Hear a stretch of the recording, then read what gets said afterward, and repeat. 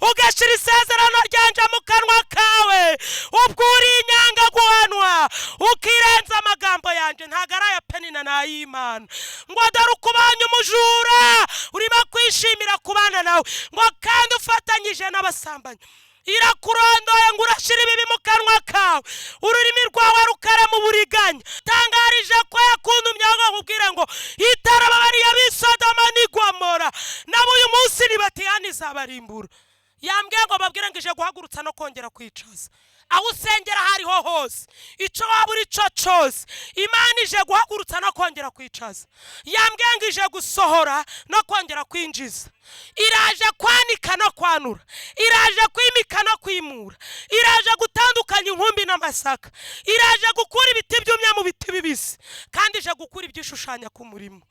Ahita ambwira ati nje mvura amarozi, nzingura abakobwa bazinzwe, inda bamanitse ndazimanura, ariko simvura sida. Kandi koko niyo nari ndwaye. Ati mvira mu rugo.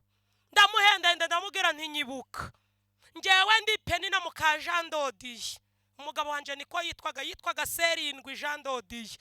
Ndamubwira ngo ibuka iyo umugabo wanje yabaga avuye guhembwa, nanga njye mvuye kuri KCS kuko narahembwaga, nahemberwaga ku bipapuro bitaga prokarasiyo batarashiraho udutabo. Shingirizwaga n'umugabo none arapfuye, ariko Yesu yaramfite umugambi. Ndambuka nje Bugande, kondisiyo Satani yanyujuje ari gukuramo inda y'uwikunda Bureye, yitwa Uwikunda Bureye. Ni umukobwa mwiza, itagutanze ntacu umuntu yagutwara. Yimpera icubahiro. Wampera Yesu icubahiro. Imana izikurinda nanga ntago izikurinda. Irashoboye se nanga ntago ishoboye. Irakora se nanga ntago ikora. Irarwana se nanga ntago irwana. Ongera uyimpera icubahiro yo gahora Kongo. Ihimbazwe. Nanyoye imiti y'ibihumbi 250. Mureke mbivuga ibindi ndabivuga mu ncamake, kuko ibyo Yesu yakoze sinabirangiza, nawe hari ibyo yasize atarangije. Imiti y'ibihumbi 250 mu byumweru 2.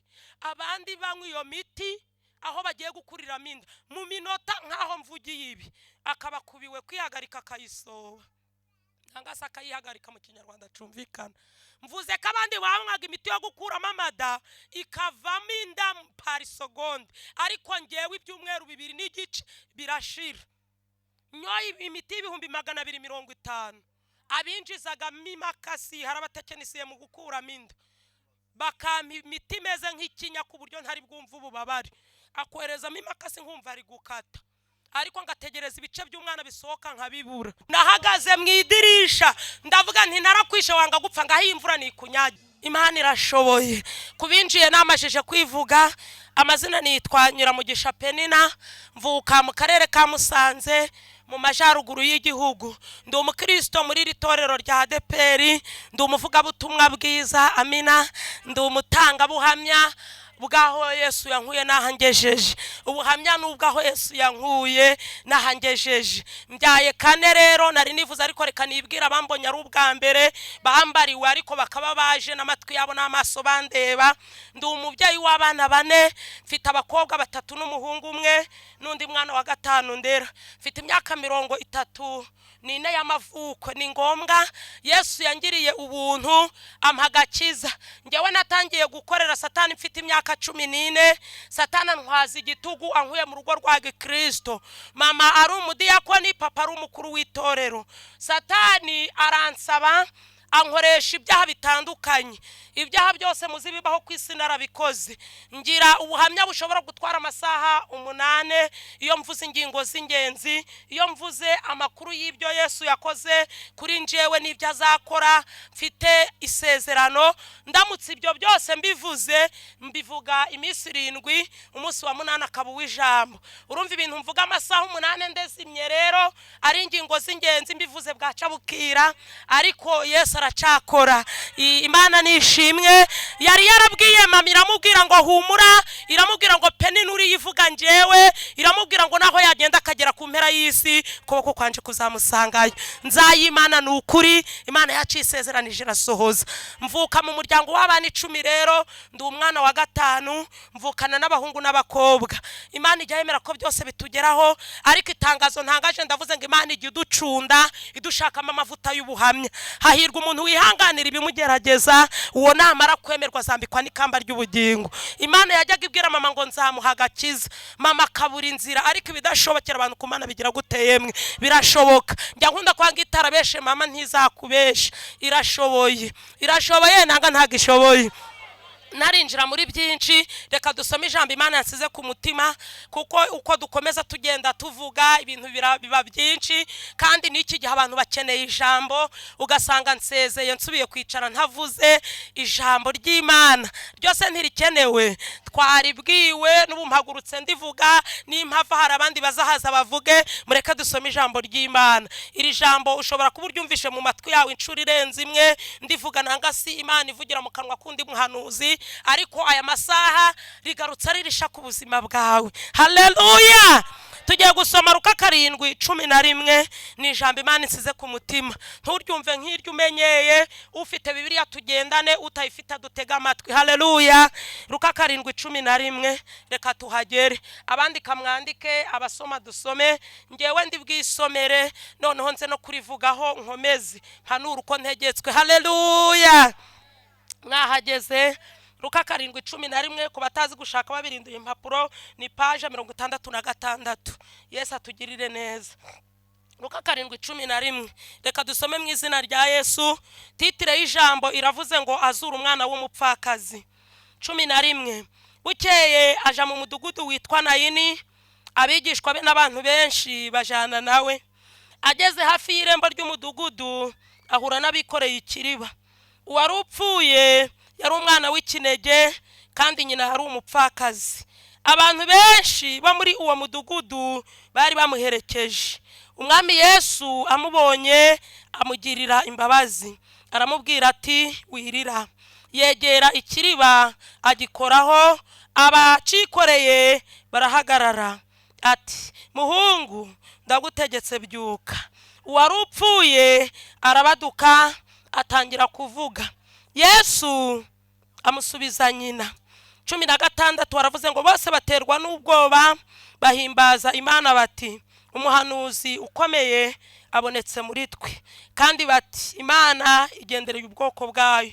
17, iyo nkuru y'ibyakoze yamamara i Yudaya hose no mu gihugu gihereranye naho. Mwakire neza ijambo ry'Imana.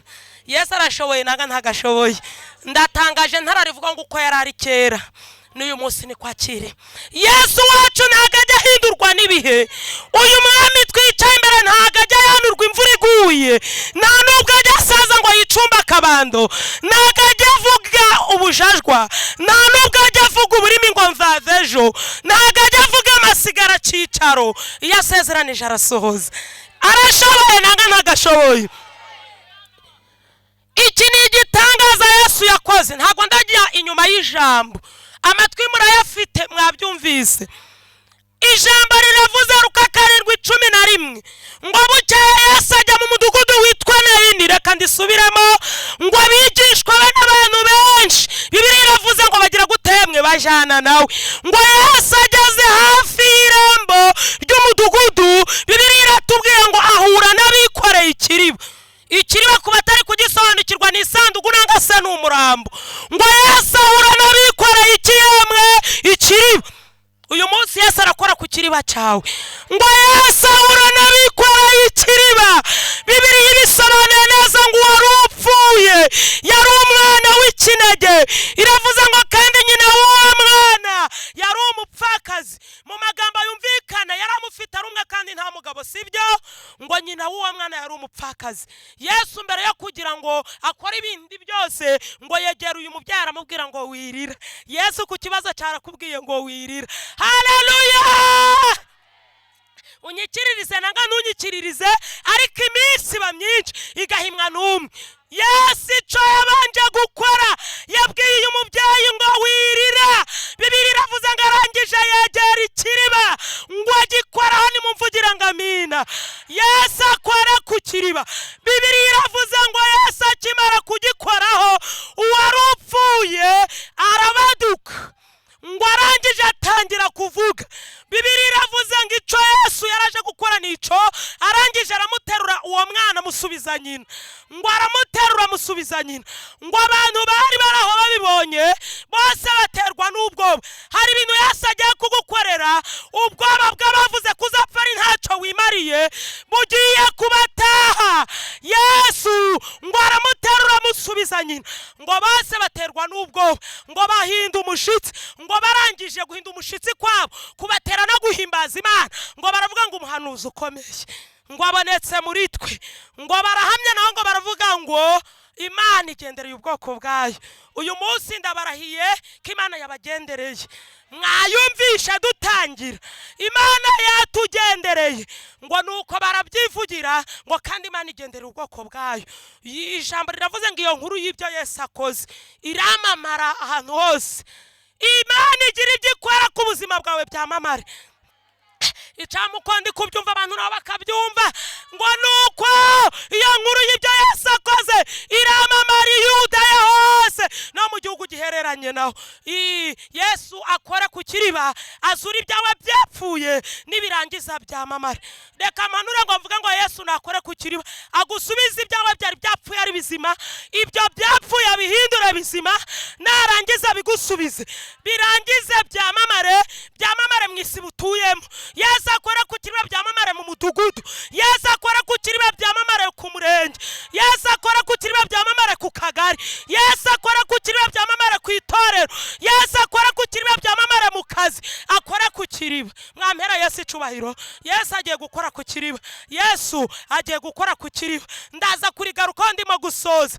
waba ufite ikiriba cy'uburwayi Yesu agikoreho, ico kiriba cy'ubushomeri Yesu agikoreho, ico kiriba cyo kwangwa n'imiryango Yesu agikoreho, ico kiriba cyo kudepoza ukabura akazi warize Yesu agikoreho, ico kiriba cy'abana bakunaniye Yesu agikoreho, ico kiriba cy'uburwayi bwo mu nda Yesu agikoreho, ico kiriba cyo kubabara umugongo Yesu agikoreho.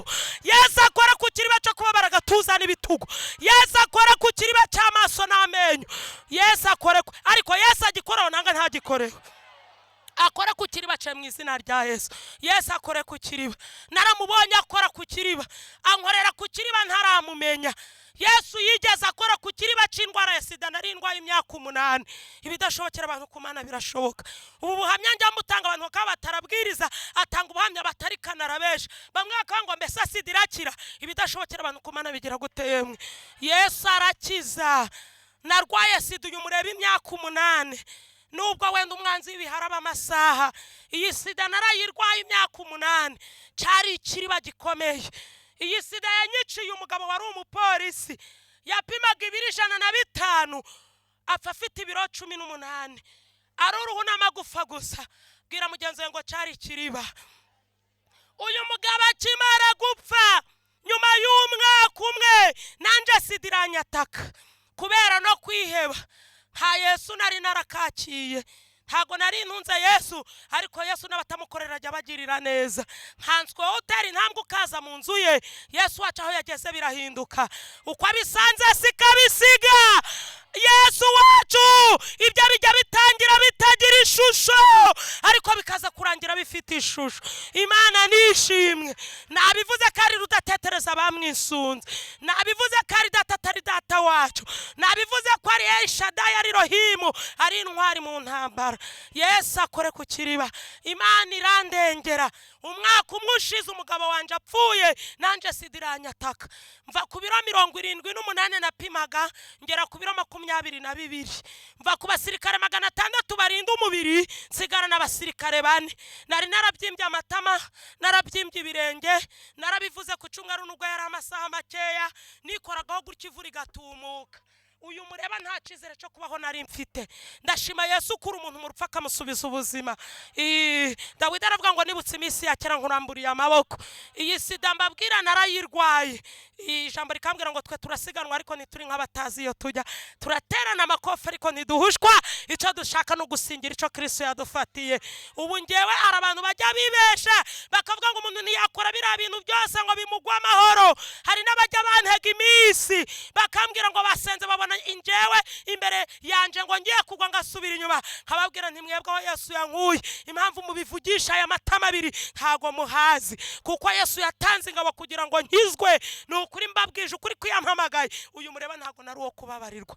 Iyo agakiza kaza kuba kagurwa amafaranga ntawe ari kuzakangurisha. Iyo umwana w'umuntu aza kuba yicara ku ntebe y'imbabazi nk'uko twicaye akababarira abantu ibyaha, nta muntu wari kuzambabarira. Hashimwe Yesu.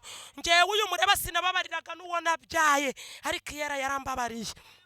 Iyo sida ndayirwara ibiro 78 ugasigarana 22 nikoraho mbabwije ukuri ivu rigatumuka.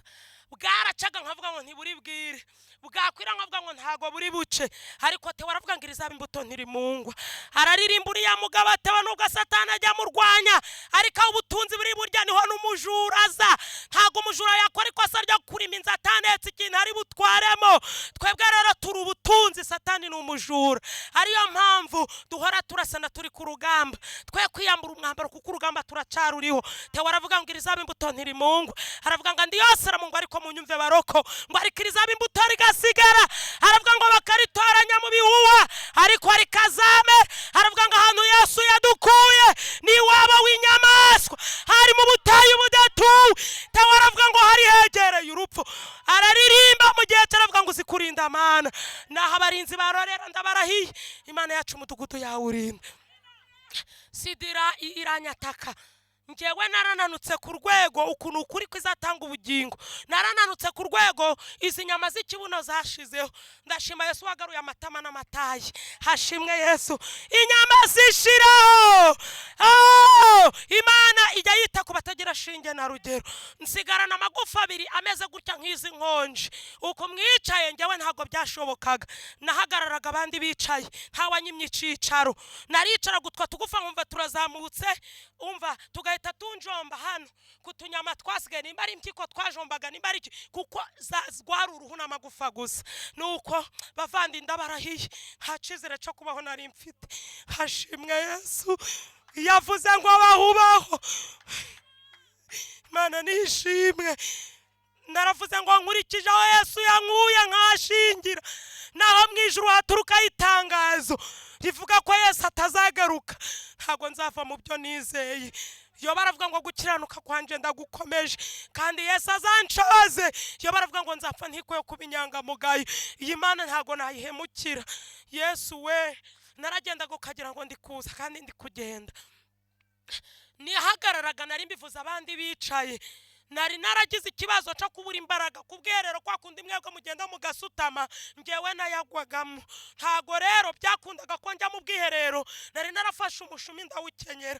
Ushimwe Yesu ko imisi yo kubaho kwanje wayongereye. Nari narakenyeye umushumi, mfata igitenge nkigabamo kabiri. Agashumi murabona kwa kundi umubyeyi udafite amafaranga yo kugura pampegisi abinda umwana icaye. Nagabye igitengemo kabiri, iyo mbyibutse numva amagufa yanje komanganye. Izi ni imbaraga zawe Mana, warakoze. Ariyo mpamvu kuvuga ko ukora ku kiri ibi byaba abantu ukabihindura bitakunanira. Urashoboye, na nyuma ya zero urakora. Nambaraga ko kabindo kwa kundi umushumi hano nkashira ipfundo, nano nkashira ipfundo rinini, none ngafata kagatambaro nkakambara. Urabibona nyine kakagwa imbere n'inyuma, nta mabuno nta nyama z'ikibuno nagiraga ngo karambana gatoya. Nitumaga ho ndyamye mu buryo bukomeye, nkihagarika ho ndyamye mu buryo bworoshe. Bampaye akato, ngewe uyu mureba Yesu yampaye agakiza. Narabanje kuba perezida w'indaya, mpagarariye imirenge 5, nyoboye indaya 300 zo mu mirenge 5. Zandaya rero zibonye natatswe n'ico cago, zirambwira ngo ngera utuyobore, ongera uzudukubitire ku maseta twihagarariye. Bankubitiraga ubusa, nuwansunikaga gutya nashingaga amazuru. Iyi modoka yacago za modoka zifite umuvuduko hoho n'ibindi, nahitaga nsutama itarangeraho, kuko iyo ntasutamaga umuyaga w'imodoka wanturaga hasi. Imisi yo kubaho kwanje Yesu yarayongeye. Ushimwe Yesu. Ndabyibuka indaya zimpa akato ndahunga. Umugabo wanje yaguye Kabgayi hariya Igitarama, ni nahavuka hahoze komine Buringa. Rero yaguye Kabgayi. Ngewe iwabo bakimara kubona umugabo wanje apfuye umwana wabo, barambwira bati niwo twiciye umwana, dufite amakuru ko warinda niwe wamwanduje sida kwiyakira biramunanira. Ariko mu by'ukuri ari uwo mugabo wanje ari ngewe, ntago nzi ngo wazanye sida nindi. Ngiye gusa nagiye kwipimisha ntwite, ntungurwa nuko bambwira ngo naranduye. Cagiye bapimaga abagore batwite, nuko iwabo bampa akato, bampambirira ku manywa izuba riva, barambwira bati n'ubundi ntabwo wari umugore w'isezerano usibye isezerano ry'umwana gusigiye n'indi utwite.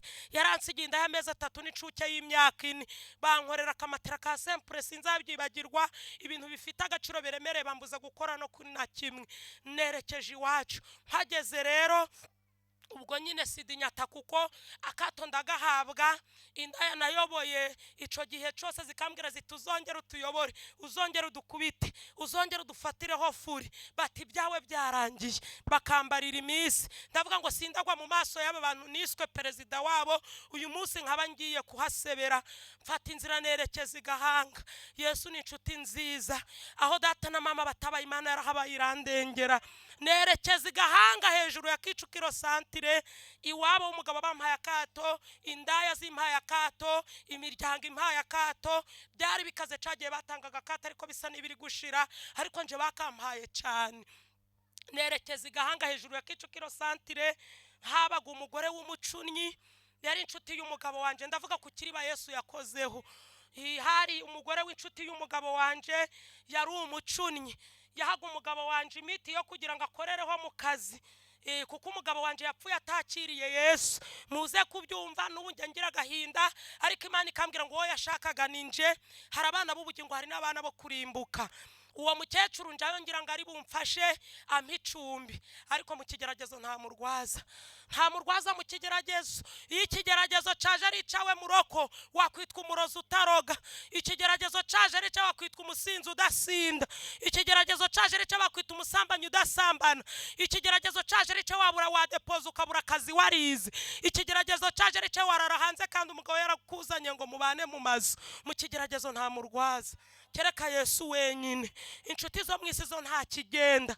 Ndakwifuriza kuba inshuti na Yesu. Izo mwisi zigukunda iyo uri mu munezero, ariko inshuti zo mwisi kenshi ugize ibyago zikuvaho. Ariko Yesu ni inshuti nziza. Umuririmbyi yaravuze ngo iyo inshuti nziza Yesu, iyo urwaye iragusura ikaguhumuriza abandi batagusuye, iyo upfuye ikanaguherekeza. Mu gihe izo mwisi ziza zikajugunya igitaka mumva nkuko tubibona, zikagusigura wenyine, ariko umuririmbyi aravuga ngo inshuti nziza Yesu no mu rupfu murajyana. Wamumpera icubahiro ra. Iyi inshuti nziza abandi bagusezeye no mu rupfu mujyana, ikaba hose, ikaba mu busize, ikabana nawe no mu rupfu. Ndakwifuriza kuba inshuti na Yesu. Nari mvuze ngo itangazo rya mbere nta murwaza mu kigeragezo. Irya kabiri riravuga ngo igiti kirimo imbuto ntigishobora kubura imijugujugu n'amabuye. Itangazo rya gatatu ririmo kuvuga ngo usoroma ibimusumba, usoroma ibimusumba niyihanganira ibimutokoza. Itangazo rya gatatu riravuze ngo usoroma ibimusumba kandi subiremo niyihanganira ibigira gutemwe ibimutokoza. Itangazo rya kane riravuze ngo Imana ntishobora kugwanagura ayo utarize, bivuga ngo uramanzurire ariko igihe kirageze ngayo warizu yahozwe. Itangazo rya gatanu n'amatangazo mwihangane nyatange, nayahawe maze imyaka umwaka n'amezi 4 nkijijwe. Aya matangazo ndayahabwa ngo nzajye nyaha abagenzi. Irya gatanu riravuze ngo Imana yacu ibabarira icyaha ariko ingaruka zacu kazirengera. Icyaha kigira ingaruka, kwirengera murabizi si nuko nafatiye Bibiliya buri wese turi abanyarwanda ukayirengera ku mutwe udakojejeho amaboko. Imana igibabarira icyaha ariko ingaruka zacu kazirengera. Ubu maze imyaka 12 nkijijwe, ndacarwana n'ingaruka z'icyaha, ndacarwana n'ingaruka z'ibyaha nakoze. Ndagira ngo nkubwire ngo ibyo urimo bivemo, kuko nutabivamo ingaruka z'ibyaha uzazirengera, nta muntu uzazigufasha. Ndacarwana n'ingaruka, ntarakizwa. Najyaga mpagarara harankabeshera umuntu nkamuroha ikinyoma bita ndundarare. Niko nyogokuru wanje yavugaga, ndundarare nkakubeshera ikintu utakoze. Uyu munsi hari na bene data dusengana batinyuka bakambeshera ikintu ntigeze nkora. Nasenga Imana ikambwira ngo arega wowe wacise Satani, nta handi agomba kunyurana mu bantu, kuko igiti kirimo imbuto kitabura imijugujugu n'amabuye. Niko n'umuntu Imana yavuzeho aba ari nk'igiti kirimo imbuto. uko igiti kirimo imbuto kitabura imijugujugu n'amabuye niko utazabura ibikugerageza. Bikubwira ubyumve neza se, igiti kirimo imbuto kandi ufite ugutwi mvica umwuka ari kubwira itorero, ninshaka ndavuga biki ibindi Yesu nanshoboza nzagaruka nongere mvuge, ni mu mikaze na karibu nzagaruka. Igiti kirimo imbuto urugero, umwana gicaho cabica ipera cabica avoka cabicabo kitabicabo, agatoragura ibuye ariko arabanza akararama akareba ko harimo imbuto. Yakora ikosa ryo guteramo ibuye n'umujugujugu atabonye urubuto. Turi kumwe nanga ntago turi kumwe? Ndabwira abasinziriye ngo nimukanguke, abandi bekuzura umwuka ngo mwuzure ibitotsi. Kanguka, Yesu ari kuguhamagara. Uwaguye igipimo gipima ibitotsi mu myaka 12 maze mvuga Yesu, ukaramuka upimye ibitotsi mfite wangirira imbabazi ntiwasinzira imbere yanje. Sikwari n'igihe mba mfatiwe nkavuga ngo ngiye kuruhuka kamamagara ngo Nyiramugisha Penina urasinzire wibagiye ko runaka yagwaye icifuzo, ntago uragisengera uri mu nzu, sohoka ugisengera uri hanze. Imvura yabigwa yabitagwa ngasohoka abandi basinziye. Uyu munsi rero wisinzira, kuko nje niyo umuntu agize gutya agasinzira mpita numva nshaka kuryama, windyamisha kandi nshaka kubanza guhanura. Yesu ashimwe. Ariyo mpamvu uvuze ngo abandi bekuzura umwuka ngo wuzure ibitotsi. Kanguka, Yesu ari kuguhamagara. Nubwo na dayimoni aba yinjiye kugira ngo asinzirize abantu, ariko kanguka, Yesu ari kuguhamagara. Nari mvuze ngo igiti kirimo imbuto umwana arararama nanga umuntu mukuru yakibonamo imbuto agatoragura ibuye akagira gute yemwe? Iyo urubuto ataruhanu yarugira gute? Ararukomeretsa nanga agakomeza agaterayo. Niko bimeze. Yabona ibuye ritari guhamya akavuna umujugujugu igiti agakubitaho kikitambika kikakubita ku nkondo, urubuto rukagwa nanga rugacubangana. Umuntu Imana yavuzeho mu bivuge mwumve. Nsubiyemo kabiri ngo ni nk'igiti kirimo imbuto, uko kitabura imijugujugu n'amabuye niko utazabura ibikugerageza. Imana itugirire neza. Ariko ijambo naryo rikavuga ngo hahirwa umuntu wihanganira ibigira gute yemwe, nguwa namara kwemerwa azambikwa n'ikamba ry'iki ry'ubugingo. Ubu maze iminsi impanganye n'umwuka muri karitsiye, nimba banyitiranya, nimba hari bumva ubuhamya mvuga bakabatereka tumubeshere ayivumbura biveho. Umuntu akiyandagaza akavuga ati nge Penina ndamuza nk'inzoga, naramutereseje bundi amakaribu ndamusambanya, ati ye kujya babeshera casambana.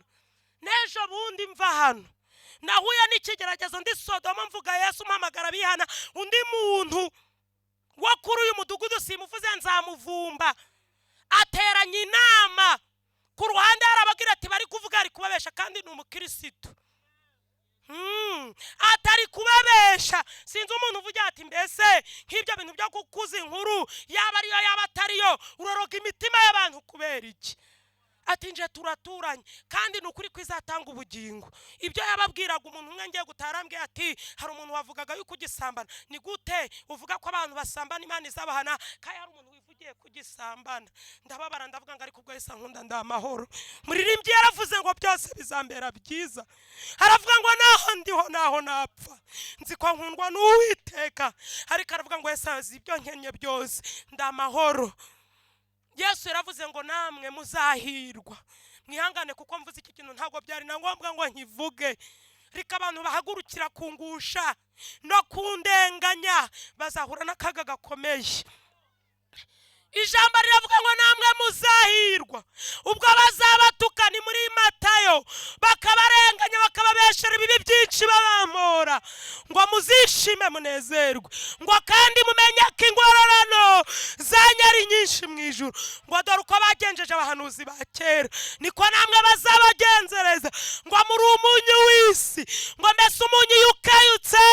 Ijambo riravuga ngo hari icubu kimaze, hepfo kuri be haravuga ngo ntacu usibye kujugunwa hanze abantu bakawukandagira. Ngo turi inzu zubatse ku mpinga y'umusozi, ntabwo twakwihisha. Ijambo ryarakomeje ngo nawe afata itabaza ngo aritwikirize intonga, ngo ahubwo arishira ku gitereko cyaryo, ngo rikamurikira abari mu nzu. Ijambo riravuga ngo uko barika umuco wawe umurikira abantu bose. Ni ukuri Yesu siko batamwemeye, muragira ngo twe bazatwemera? Yazuye abapfuye bamwita Bezaburi, bamwita umutware w'abadayimoni. Baravuga ati uyu mwene Yosefu w'umubaji na bene se turabazi, bati yabasha ute kuba umwana w'Imana, yakoze imirimo ntibamwemera. Igihe cyose uzaba ukeneye kwemerwa n'abantu uzamenye ko waguye, ariko navuze ngo Yesu nakwemera azakwemeza abantu. Imana nishimwe, ihumura. Imana yakuntumye ngo nkubwire ngo ubabarire umuntu wakubabarije umutima. Hano harimo abantu babeshewe, yambwiye ngo nkubwire ngo babarira umuntu wakubabarije umutima, kuko irembo rija mu ijuru rizaca inzira ija mu ijuru izaca ku irembo ry'umwanzi wawe. Imana itugirire neza, mureka tubabarirane, reka tubabarirane. Kandi mbabwiza ukuri, nyir'umurimo arahari, nyir'umurimo arahari. Nari mbabwiye ibyambabaje, ndavuga ngo wite uyu mudiyakoni, uyu mukirisitu kwako, ariko Imana iranyibutsa se ngo ntiwubike icyo mupfuye. Ndabyibuka ndavuga nti nibyo, hari icyo twapfuye cyatumye ansebya. Aravuga ati kamutanga atazabivuga, ariko arakambabwira Imana yacu ibasha kureba urushishi rw'umukara mu rutare rw'umukara mu ijoro ry'umukara. Ndagutangarije ko yakuntumye ngo nkubwire ngo itarababariye b'Isodoma n'i Gomora nabo uyu munsi nibatihana izabarimbura. Yambwiye ngo babwire ngo ije guhagurutsa no kongera kwicaza aho usengera hariho hose, icyo waba uri cyo cyose, Imana ije guhagurutsa no kongera kwicaza. Yambwiye ngo ije gusohora no kongera kwinjiza, iraje kwanika no kwanura, iraje kwimika no kwimura, iraje gutandukanya inkumbi n'amasaka, iraje gukura ibiti byumye mu biti bibisi, kandi ije gukura ibyishushanya ku murimo. Yambwiye ngo amaherezo araje, intore zigeze ku giti, igiti cyose kitera imbuto kigiye gukurwa mu bindi. Zaburi ya 50:16, mureka mpanura uko ntegetswe. Ijambo riravuze ngo ariko umunyabyaha Imana iramubajije ngo wiruhiriza iki kuvuga amategeko yanje ugashira isezerano ryanje mu kanwa kawe, ubwo uri inyanga guhanwa ukirenza amagambo yanje, ntago ari aya penina n'ay'Imana. Ngo dore ukubanye umujura urimo kwishimira kubana nawe, ngo kandi ufatanyije n'abasambanyi. Irakurondoye ngo urashira ibibi mu kanwa kawe, ururimi rwawe rukara mu buriganya, ngo uricara ukavuga nabi mwene so, urabeshera mwene nyoko, ngo ibyo byose urabikora yewe. Iyi Mana twicaye imbere ikakwihorera, ngo ukibwira ko ihwanye nawe. 22 ngo ariko nzaguhana, nzabicisha imbere y'amaso uko bikurikirana. 23 turavuga ngo ntambira ishimwe wese abanyubahirije, kandi utunganya ingeso ze nzamwereka agakiza kanje. Icamo gatunganya ingeso zawe. Abagabo baje uyu munsi papa wo mwijoro bahe gutunganya ingeso. Nutunganya ingeso zawe Imana izakwereka agakiza kayo. Ndayishima ko yankijije. Narindi ku buhamya bwa sida, Imana ihagurutse umusirikare, ntago nabivanze ubwo nuko ntegetswe. Imukuye Icyangugu, ndi kuri wa mukecuru w'umucunnyi wari wanyinye icumbi nkaryiha ku ngufu, kuko nta murwaza mu kigeragezo. Zari ingaruka zica. Ngihingukiwe ku marembo narakomanze, akinguye asanganije arambwira ati shi mvira mu rugo. Yahise abona ico ndwaye, ntaramwisobanurira mu myaka yari isize, ntaramusobanurira uwo ndiwe. Hari asize imyaka atambona igera muri 2, kandi ambona narananutse kuri urwo rwego. Birashoboka ko atanyibukaga, ariko nshaka kumwibutsa neza namugiriye kugira ngo ampicumbi, ariko nsanga mu kigeragezo nta murwaza. Iyo caje ari cawe navuze ngo wadepozo kabura akazi warize, abasinziriye ni mukanguke. Ahita ambwira ati nje mvura amarozi, nzingura abakobwa bazinzwe, inda bamanitse ndazimanura, ariko simvura sida. Kandi koko niyo nari ndwaye. Ati mvira mu rugo. Ndamuhenda ndamubwira ntinyibuka. Njewe ndi Penina muka Jean Dodiye, umugabo wanje niko yitwaga Serindwi Jean Dodiye. Ndamubwira ngo ibuka iyo umugabo wanje yabaga avuye guhembwa, nanga njye mvuye kuri KCS kuko narahembwaga, nahemberwaga ku bipapuro bitaga prokarasiyo batarashiraho udutabo. Kambivuga uko kuko siniza, ariko no kuvuga Icongereza kizaza. Imana ishimwe. Nimvuga ibyo mwumva mutarimo kumva nuko nyine. Yesu arashoboye kandi ahagejeje akora mbaye umushimiye. Ndamwibutsa ndamubwira ngo wibuke ko iyo navaga guhembwa nakuguriraga ubugari bwiza bwa kinazi ntinyibuka ninji. Naguraga nk'ibiro 5. Ubu bugari buryoha bw'ikinazi. Nkagura amafi atari ishonzi izo bita terapiyo, nkazikawusha mu mavuta ntazibabuye ku muriro, nkazisiga amagi n'utundi duhumuza, ngashira umucunnyi umpera umugabo imiti kugira ngo akazi gakomeze. Ariko mpageze aranyirukana. Mu kigeragezo nta murwaza, igibabarira icyaha ingaruka ukazirengera. Nuko arambwira ati ibyo wakoze cyari igihe cyawe. Arambwira ati mbere y'igihe sigena, nyuma y'igihe sijya, ahubwo igihe ni igihe. Ico cyari igihe cyo kungabura, nanjye iki ni igihe cyo kutakwemerera ko winjira mu rugo rwanjye. Ndamubwira nti ntago ngenda, basi ngirira neza n'icumweru kimwe. Inshuti zo mwisi nta kigenda. Ariyo mpamvu navuze ngo inshuti nziza ni Yesu, wirata yirate Yesu. Amina. Nafashe igishora kera bitaga mfumbase sida. Nari nagikenye ngo nkomeze mu nda kuko namara niyo yararimo yaradandabiranaga. Naragifashe nkirambura. Ni ikiriba ndimo kuvuga Yesu yakozeho. Mutaza kubyibagirwa, uyu munsi Yesu agukorere ku kiriba. Uwo mubyeyi agiye kubona abona cagishora, muracibuka abantu babiguze bise mfumbase sida. Cyari gifite incunda, cagiraga ibibara bitandukanye, hari igisa n'urufuko, hari igisa na rove, hari n'ibindi bifite andi mabara. Ndakirambura musi y'igiti ndaryama. Yari afite igiti cy'umwembe kiri imbere mu mbuga. Nahamaze ibyumweru 2 hafi n'igice. Abazi izuba ry'Ubugesera ryararasaga rikarinda rirenga. Narabaye igikara cy'urwivu gisa n'iki gifuniko ca Bibiliya. Imvura yagwa ikanyagira. Ayi, umukecuru ntampe n'utwo kurya. Nkagirirwa imbabazi n'abarwaza. Nkabona umuntu araje aranyiyegamisha amaye agasosi. Ujye ugira neza wigendere. Bibiliya iravuga ngo naho twavuga indimi nk'iz'abantu n'iz'abamarayika, tudafite urukundo ntaco bimaze. Muri Yohana akambwira ngo wanga mwene se wese n'umwicanyi. Udakunda ntazi Imana kuko Imana ari urukundo. Kandi kwizera kutagira imirimo nako kuba gupfuye ubusa. Tabita yarapfuye, Petero asenze, Tabita arazuka kubera imirimo. Ufite imirimo cyuzibutsa Imana. Ko abandi barangije imirimo ucicaye.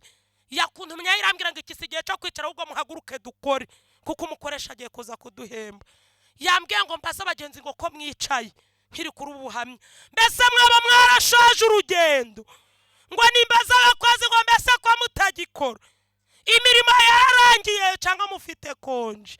Ngo Imana nta mwanya ifite wo gukina n'abantu kuko ijuru ritazabura baryo. Imbwiye ngo nsubiramo kabiri ngo ibyiza ntaco bimaze kuko ibyago biracahari. Dukizwa abantu batureba naho batatureba.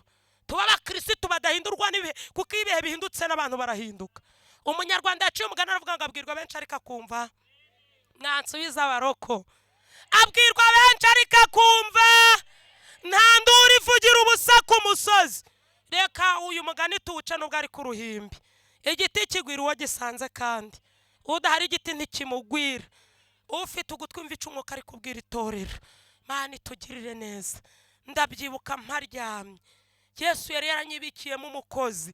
Nawe hari icyo yagusigarije ikereti. Aragira ngo utunganye ibyo utatunganije muroko. Imana yagurutse umusirikare imukuye icyangugu. Imvura n'izuba binyiciye munsi y'igiti.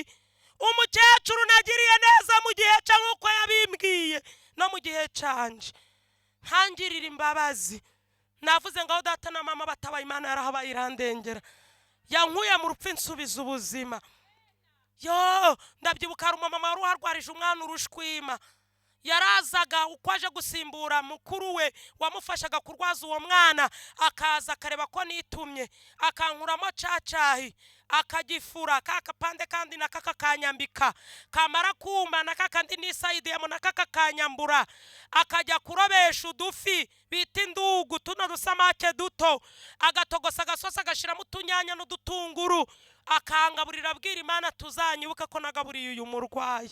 Imana rero kuko aho yageze bihinduka, ikoresha umusirikare mu kwicanguga umwakanguka abavandi. Yo, nabonye amaso menshi ahombetse kandi ntago bari kwerekwa, ariko nyine igiti kigwira uwo gisanze. Ntago bari kwerekwa nabibonye. Imana yagurutse umusirikare imukuye icyangugu, iramubwira yitwaga Jamusi, ndabyibuka kuko yambwiye amazina ye.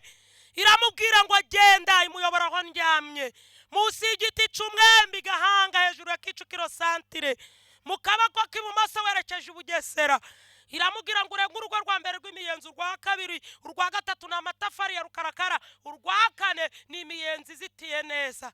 Imana iramubwira ngo hari akugi k'ibati gateye imbaho ku ruhande. Imana iramubwira ngo ntago haraba hakinze, usunike niwumva byanje ucisha akaboko mu miyenzi ukingure. Iramubwira ngo ngutumye ku mugore witwa Nyiramugisha Penina, niyo mazina yanje. Iramubwira ngo agenda umumbwirire ngo ntago azapfa ahubwo azarama, kuko azatekerereza abantu imirimo Uwiteka yakoze. Ni ijambo riri muri Zaburi ntari kwibuka igice. Iramubwira ngo umumbwirire ngo Penina namuhaye igihano cy'uburwayi ariko nta rupfu rurimo. Mumbwirire ngo nanyugururire irembo ryo gukiranuka, ibindi nzabikora. Ndashima Yesu. Imana yacu iravugana nga ntago ivuga. Yaduhaye umuntu uvuga nayo iravuga we. Imana yaduhaye amatwi yumva nayo irumva we. Imana yaduhaye amaso areba nayo irareba. Haleluya. Ampamagara mu mazina yanje yomba mbwira ayo magambo. Rambwira ati kugira wemere kuko ntago uzi uko Imana ivuga, atariko nayo igihe kizagera igivugira muri wowe. Ubu atari yo sinahagarara. Sikwari n'umuntu ushobora guha mikrofone ngo shima Imana agatengurwa.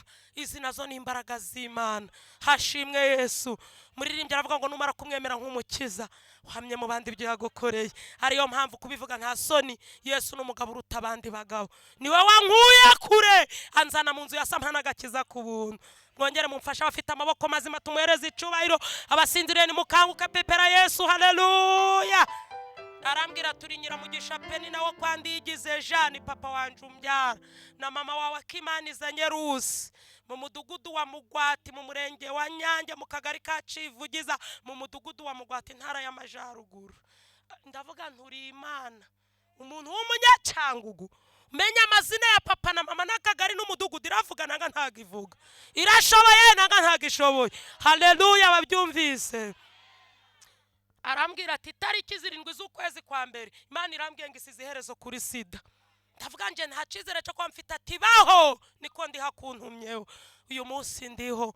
Iyo sida nayibyariyemo abana babiri, umuhungu n'umukobwa, mbyaye 4. Uwo bita Itanga Ishaka Samu ni imfura yanje, igize imyaka 15, itangiye umwaka wa 16. Uwo yavutse kuri uyu mugore wari ufite ubwandu, ariko Yesu amurindira mu nda yanje mutwite ntinayimwanduza. Amurinda mubyara ku gise ca nyuma ntinamwanduza. Amurinda mwonsa ntiyonka virusi. Kandi uyu mureba nari umugome.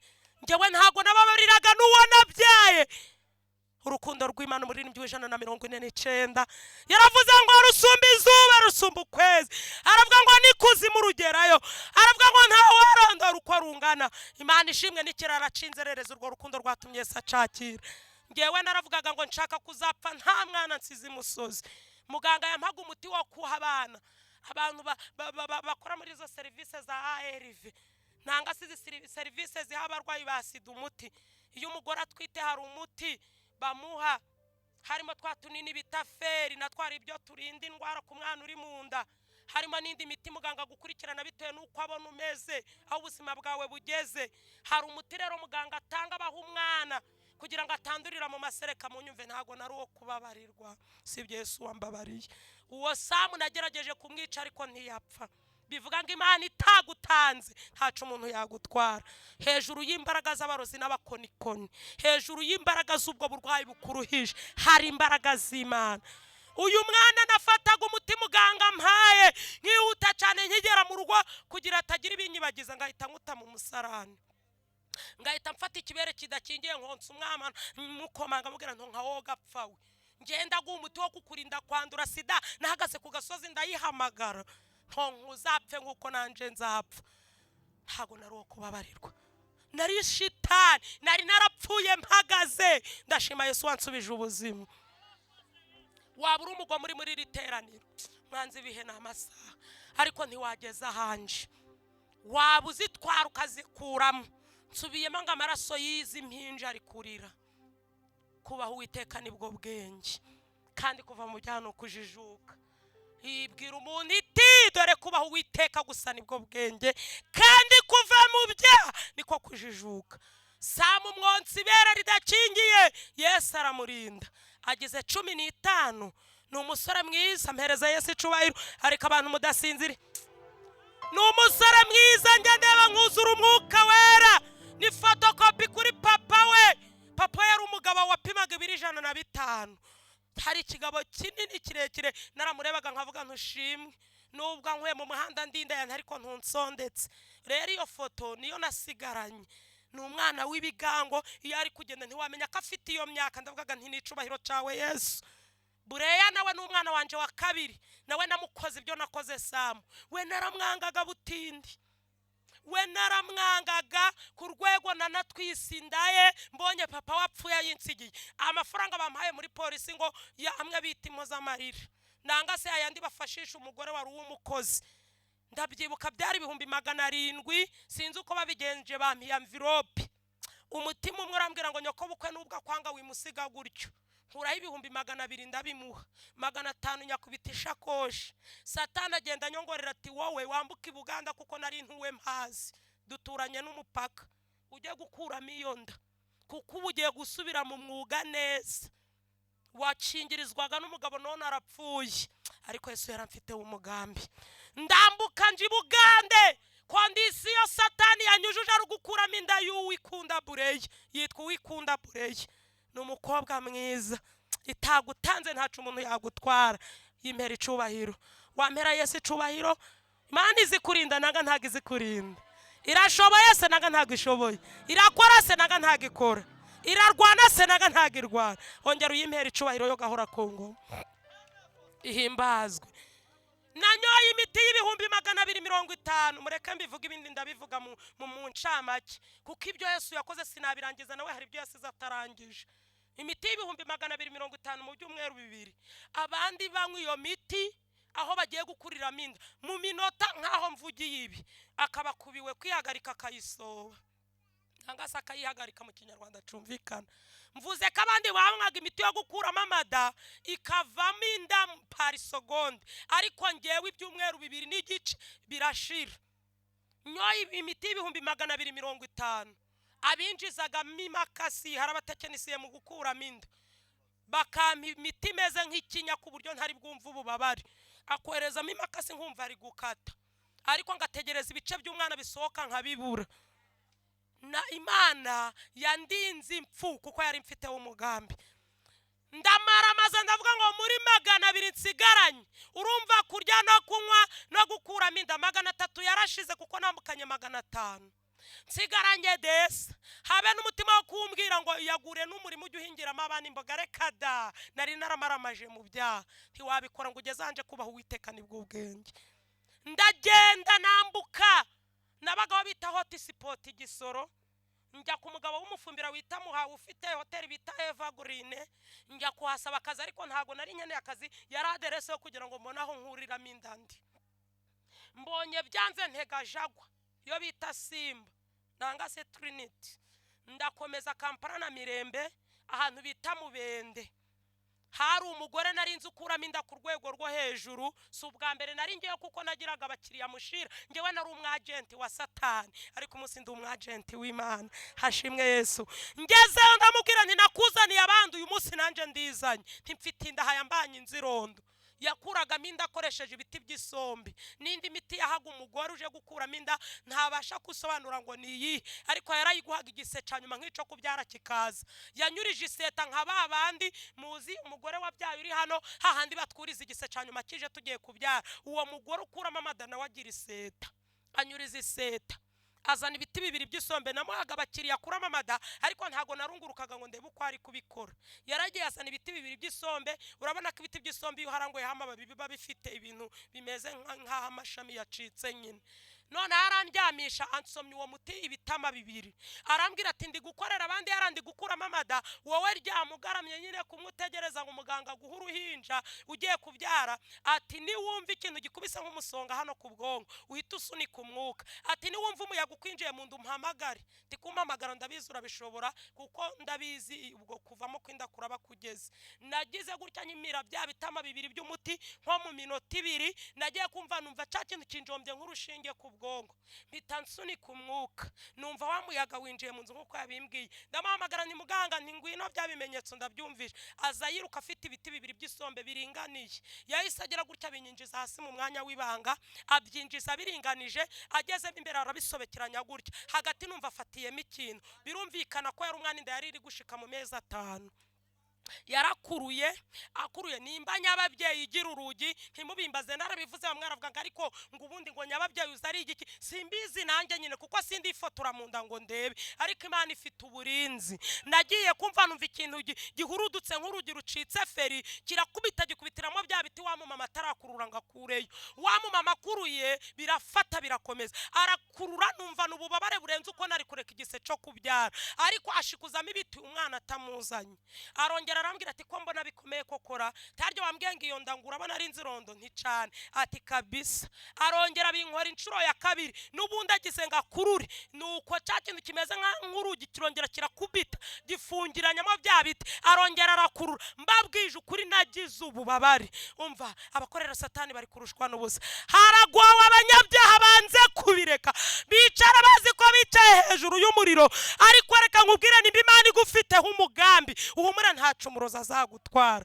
urumva nje utarababariraga n'uwo nabyaye we ku nshuro ya gatandatu arambwira ati hagurukire sindi bwongere kuruha ati kankorera abandi Mana warakoze naho abarinzi barorera Imana umudugudu yawurinda yari ifite umugambi kuri nje ufite no kuri Bureya rambwira ati hagurukire ntibiranze ati biranze ati nkugiriye inama ya kigaba atari ya kigori ati amakuru mfite kuri uyu mwana ntago ari ivumbi ati uyu mwana mbonye bidakunda ati ngizi yerekwa ibaza umuntu ukuramo amada kugira yerekwa nukuri nuko nguko yambwiye arambwira ati ngizi yerekwa kuri uru ruhinja peni ati mbonye uyu mwana azasengera abarwayi bagakira ati simbizi ngo bizaba ryari Yesu arashoboye kandi mbabwije ukuri kuyamamagaye uyu munsi n'umunyamasengesho ukomeye agize imyaka 12 Yesu azikurinda nanga ntagazikurinda iyarinze Bureya izakurinda uyandinze kugwa mu byaha izakurinda iyamaye agakizi kanezeza umutima wa mama izabikora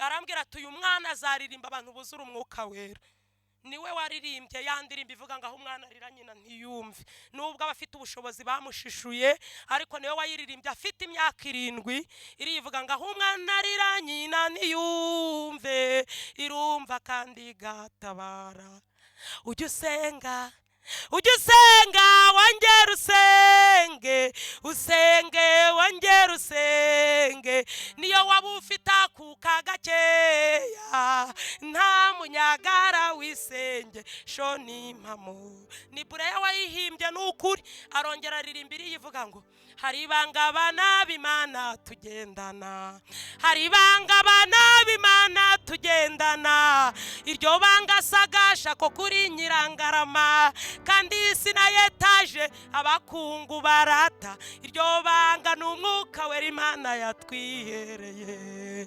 haleluya refu riravuga ngo reka abantu buzura umwuka wera reka abantu buzura umwuka wera kuko hari ibanga Imana yasize ku mutima kuko hari ibanga Imana yasize ku mutima Imana ishimwe hari ikindi gitero kivuga ngo abantu banejejwe no kubaka ibipangu abandi nzamuzana n'ibikunda baririmbire hari ikindi kivuga ngo banejejwe no kubaka ibipangu banejejwe no kugura amaparado ngo viziyo veni barimo gusigara ariko aravuga ngo batari mu mwuka bafite igihombo muririmbye yaravuze ngo nta mugisha uba mu byisi n'umuramutumuka aravuga ngo ariko ibya Yesu ntibishira Yesu aramaza wenye uwo mwana niwe Yesu yarinze amurinda imbaraga zikomeye nari naramuhagurukanye ndi mama we aramurinda nambutse umupaka umugore ambwiye ati nkugiriye inama amafaranga usigaranye yagure mutwenda iki gihugu kiba mutwenda twiza kibamo Kigoma kibamo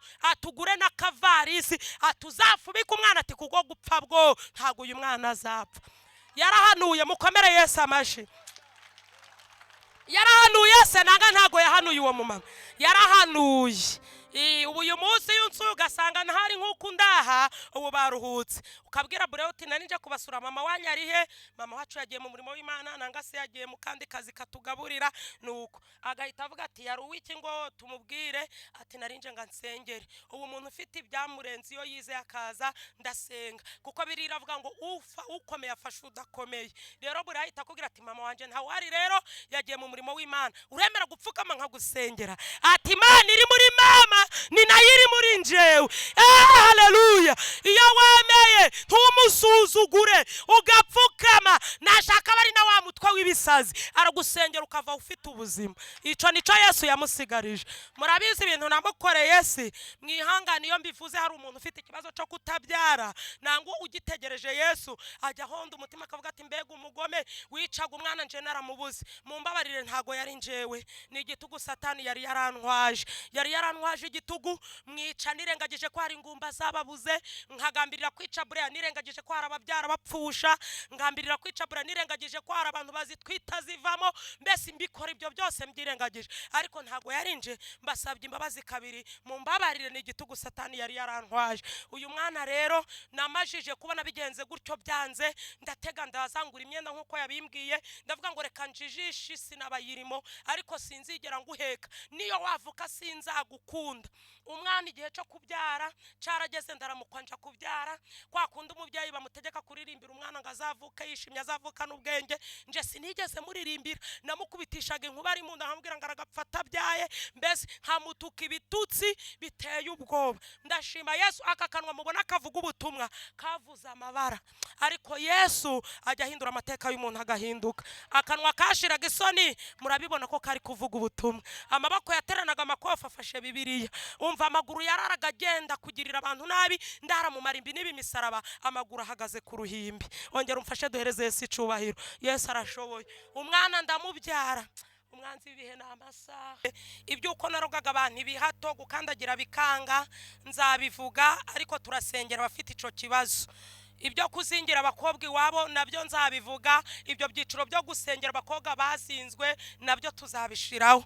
Umwana rero aravuka mumvugire ngamina nararamutswe nja kubyara ni minota mikeya mubyara ari umwana w'ibiro 4 n'amagarama 800 umukobwa mwiza udafite igikomere c'ibyo biti bajombye mu nda numvaga kazavuka afite ububebire butamwemerera kubaho kubw'agahinda namuteye akiri mu nda kandi hari abantu batabizi umwana uri mu nda arumva iyo ubabaye nawe arababara iyo wishimye nawe arishima. Sinigeze muririmbira ariko Yesu ni utanga amahoro umuntu akaryama agasinzira.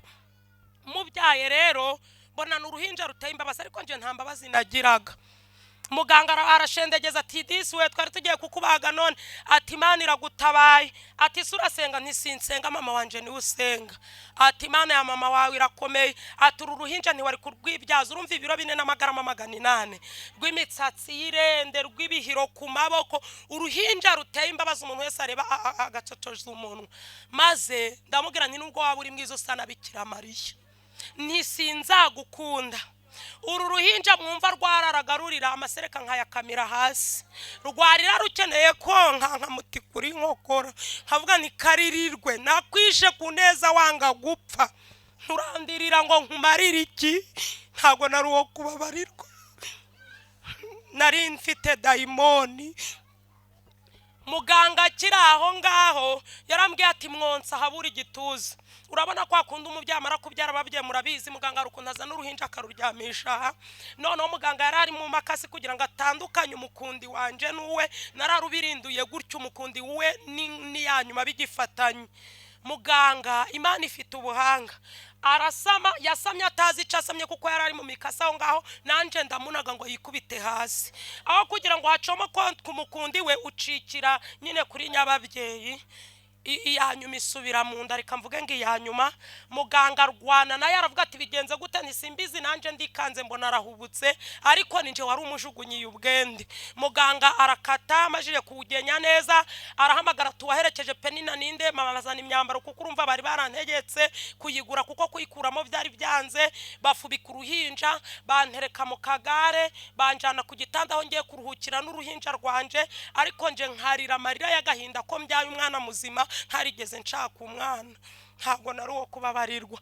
Muganga aravuga tonsa kino kibebe mubyeyi akagira ibere gutya ngatami kurinja yareba ku ruhande nkashikuza uruhinja ibere nkarukubita ikofe ry'umunwa ngapfukunyiza uruhinja rukarira. Muganga ati niki atari kufite ikihe ikihe kibazo nyine ubwo hari ukuntu umuntu akebura amaso akabona umuntu wazi ko atamubonye nkabwana ariko undi mugabo uransakuriza wowe urambaza iki ntingewe ndindakare nurumva ntibyo kumbaza ngo ntibyo ndi gukora se ntago urukubireba nturarushaka se ngo nduguhe urujyane nuko akavuga atari ko Mana yo mwijuru we ati se ufite ikihe kibazo ntabyo kurya ntaho kuba ntindakwiyamye ikibazo mfite ni Imana ikize nimbiba ninabaho simbizi ntubundi rama abana njenda bayisabye uruhinja ndwanga rukivuka mwibuka imvura yaguye ikica ibintu n'abantu iyo mvura yaguye mu gihugu iwacu yaguye nk'iminota 30 idahita urwo ruhinja nari narubyaye imvura yarakubye ndaruterura nabaga mu gipangu canje nyine ntago nari uwo kubabarirwa nirengagije ko hari abababuze nkuko nabibabwiye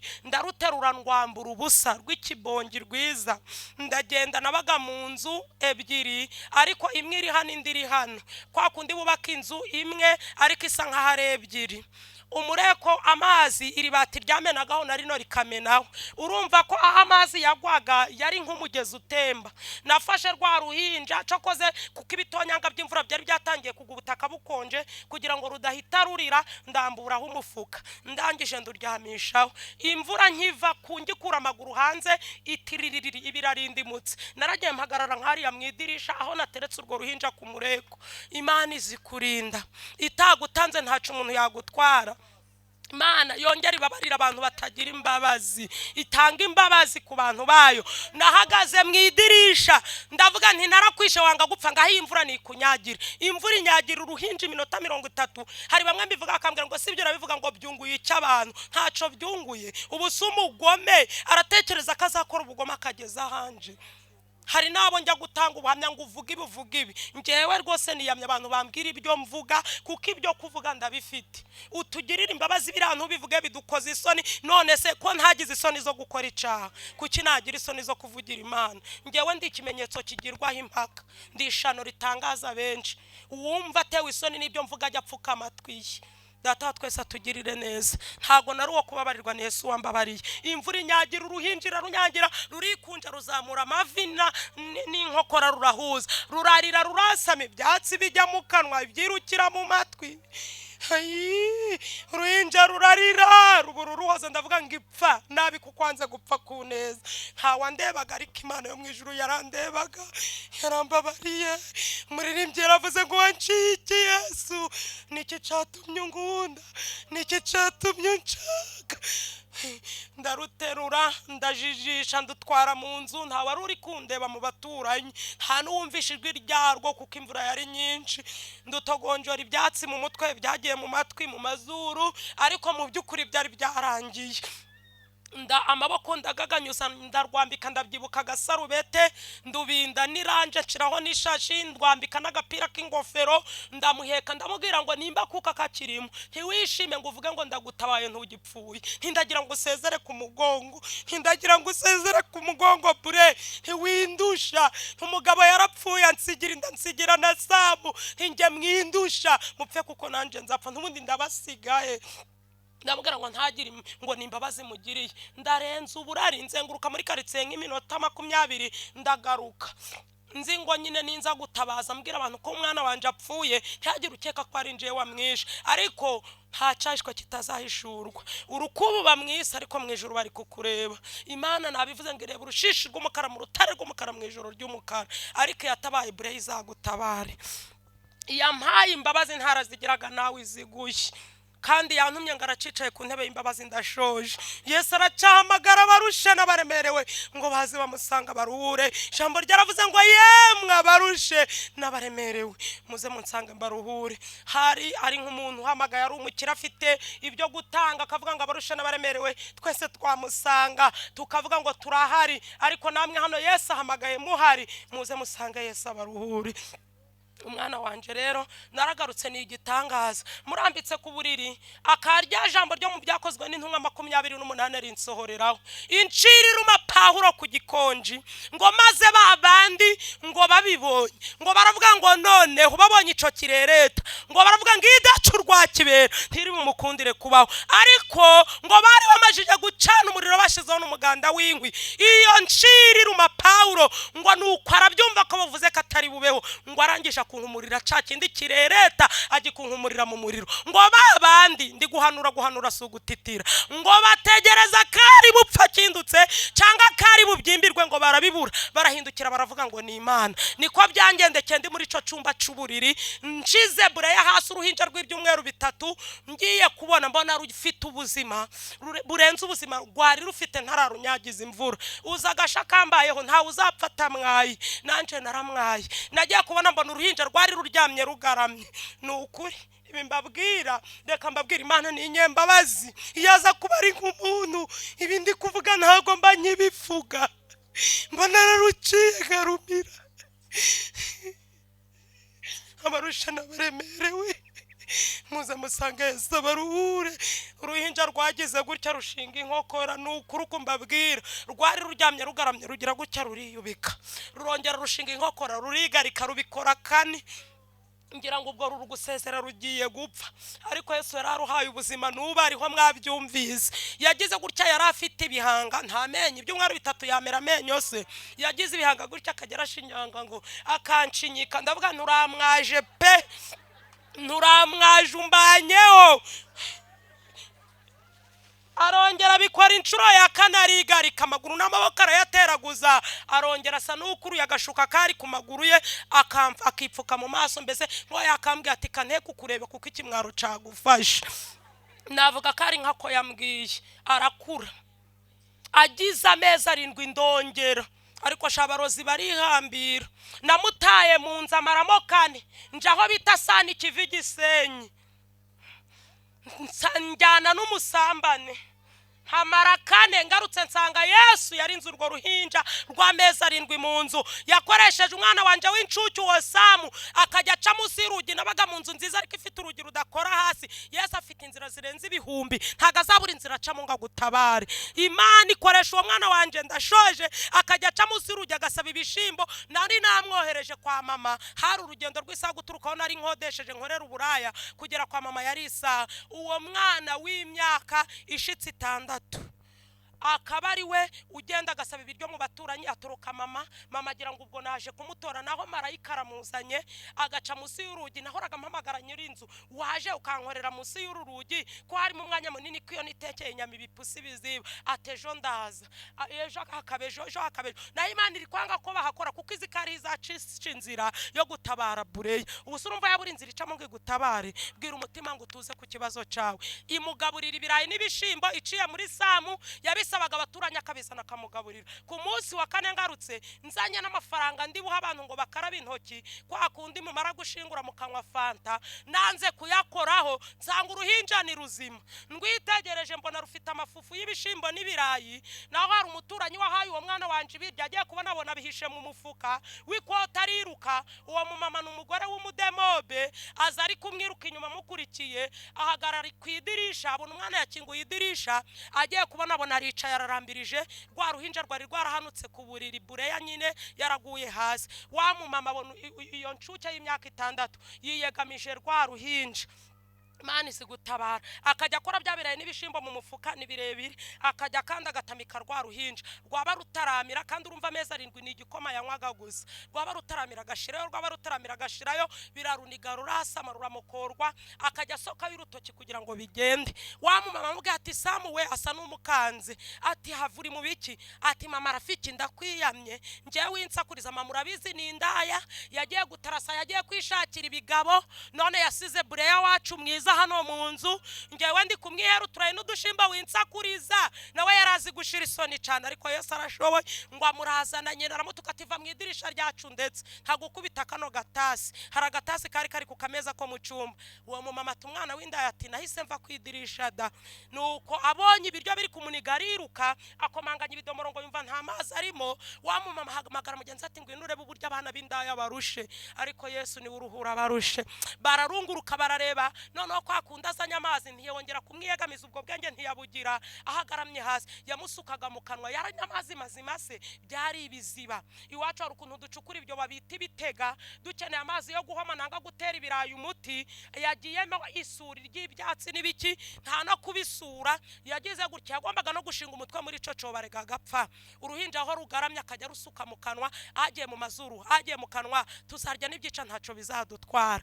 Umwana ku munsi wa kane nsanga ariho, ndihuse ndashoje nje nkinguye, naho iyo ncuke yanje yanze gusubira iwacu, bwiraga igaca musi y'urugi kurira ikaryama, kubera ibiro byinshi urwo ruhinja rwari rufite, we ntabashe kumuterura ngo amushire ku gitanda hejuru, akarara hasi akahirirwa, ariko uwo mukuru akurira uburira akaryama. Noneho ubwo yarasinziriye ku mbuga musi y'igiti cy'igipapayi, ariko ntago nari namubonye. Havaga izuba ndabyibuka, hari mu kwezi kwa karindwi, nuko sinamubona nje, nari mfite amatsiko yo kureba uko yapfuye.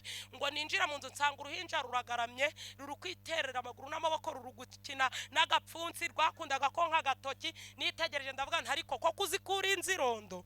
Noneho ubwo rwo ruzamura amaboko yombi, rugira uvuga ruti wenda ni ibyago mama yari yagize kunsiga iyi minsi, ruzamura amaboko rugira ngo nduterure. Ndahise mfata ibuye ryari rikingirije idirisha, mfata ibuye ngira gutya, nti urancirira amaboko hejuru ngo nguterureho gaterurwa n'impyisi we, nturamani ntumva ntina n'ubu utarapfa, uruhinja rubona birakomeye. Urabana igitanda mwese murakibona, rwagize gutya amezi 7 rwinjiramo rumpisha umutwe, rwarwanaga n'ishuka ku musasi, ishuka ikarenguka, ariko nyine ruri musi y'igitanda rwarandebaga rukavuza induru. Rwabonye mfashe ibuye, ndabyibuka rwari rufite utwinyo 4, 2 twasi na 2 two hejuru, yari yareze vuba, twatwinyo kajya dushingika, mbona afite ubwango yagashinyika utwo twinyo, ndakantu utwo twinyo naduhongora. Wowe uratinyuka kuma amaboko ngo nguterure kintu we, ibitutsi byinshi ntavugira aha. Uruhinja rwisha musi y'igitanda, rukarwana n'ishuka rumanura kugira ngo rukingirize amaso yanje n'ayarwo bitarebana. Umwana avuza induru, noneho urusaku rw'urwo ruhinja rukangura ya ncuki isinziriye musi y'igiti. Nagiye kumva naho Imana isamu, Imana iri kugira ngo inyere imbaraga yakoresheje kugira ngo bure yabariho. Numva musi y'urugi hahandi hari umwanya, ibintu birashwaraganyije. Mva mu cyumba canje ndunguruka ku muryango nko warunguruka hari, ndabyibuka yarafite agakoti k'umukara k'imifuka hano k'ingofero, niko yahishagamo ibiryo nyine. Numva ibintu bishwaraganya, ndungurutse mbona niwe, ijwi rirambwira ngo mwihishe urebe, Imana irakomeye. Mwihisha gutya, kandi urumva sinari nakakiriye Yesu, ndamwihisha. Amajije kuva musi y'urugi akasaje mu cyumba canje, warengaga muri saro kinjira mu cyumba, nuko barahamagaye Buyeya, yavugaga uburimi wa muhungu wanje. Buyeya we, Buyeya, azari kwiruka hafi no kugwa ku rugi. Humura ndi hano, wagice ngo nagucijesi, ndi hano n'ukuri kw'Imana ntago nagutaye, humura Imana izaturengera. Acinjira, Imana ishimwe ko yarengeye abana banje. Acinjira gutya mu cyumba ati ko wihisha musi y'uburiri nyine ni Kinyarwanda cy'iwacu, musi y'igitanda. Ati ko wihishe musi y'uburiri, hagira gutya kurura amaguru aramuzana. Uruhinja rumubisa amaso abona rwishe, rurongera ruratabaza cyane rusubiramo. Umwana wanje agira amatsiko, haraza ararunguruka, barambonye ati ati ni camama, ati mama wowe gakizwa we. Nukuri kw'Imana ni nkuko yambwiye, ati ma wowe uri umugome, uri indaya mburi na nyakatsa, bivuga rero ariko ntago yari Samu ni Mwuka Wera. Ati uri umugome, uri indaya mburi na nyakatsi mama, akangira gutya ati nutihana uzarimbuka. Ariko Imana ishimwe ko muba yacunguje ayo maraso. Uyu munsi nanjye ndibo namukubise urushi rupimye nk'ibiro 4 kubera agahinda, nawe iyo hataba Yesu umwuka waruheze. Namukubise urushi arabandagarwa nkari, ati mama aranyisha, ati akoma karura arongera rukaca musi y'urugi, ati mama rafiki we, narabyumvaga ati muntabare. Cha mama kirankubise n'ukuntu nagiye hahereye umwana ibiryo, nkamuhuturayi n'ibishimbo, ati nkamuha n'amazi, ati si wabibonye mama rafi burya abana icavuze ntago ababeje, ati cagihe si wabibonye, ati none dore kirankubise imyuna yaravaga. Mama rafiki ati wore Imana izabarengera. Nakumvaga Samu, hashimwe Yesu ko yabarengeye.